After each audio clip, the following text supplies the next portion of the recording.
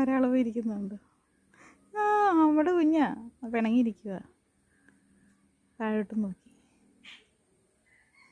താഴേന്ന് കൊച്ചു വന്നപ്പോൾ കുരച്ചുകൊണ്ട് ചാടി. അപ്പം വഴക്ക് പറഞ്ഞു. അതിന് പിണങ്ങിയിരിക്കുക. കിളികളൊക്കെ മരത്തിരുന്ന് എന്നാ രസമുള്ളതെന്ന് ചോദിക്കുന്നുണ്ട്. മൈൻഡ് ചെയ്യുന്നില്ല.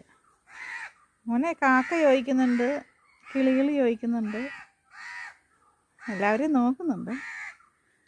കാണത്തില്ല. അവിടെ കാക്കയെ കാണുമ്പോൾ കാണത്തില്ല. ഇലക്കകത്തിരിക്കുക.